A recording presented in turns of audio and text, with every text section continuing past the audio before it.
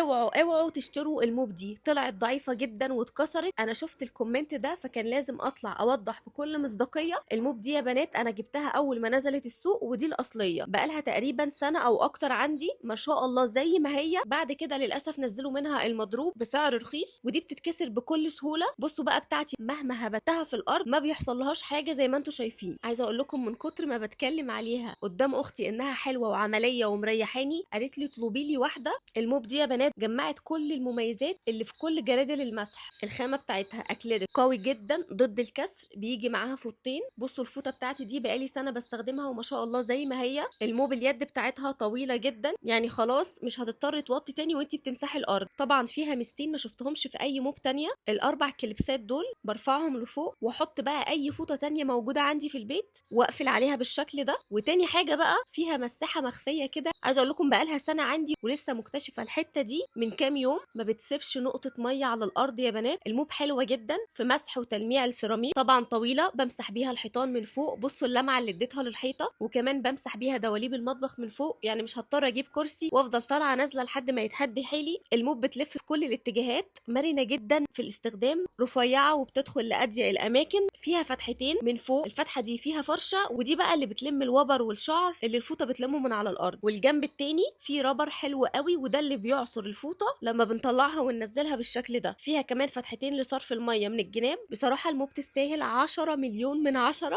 انا جبتها يا بنات من العز كله، هتلاقوني عامله له منشن تحت في الكابشن، هو بيبيع الاصليه.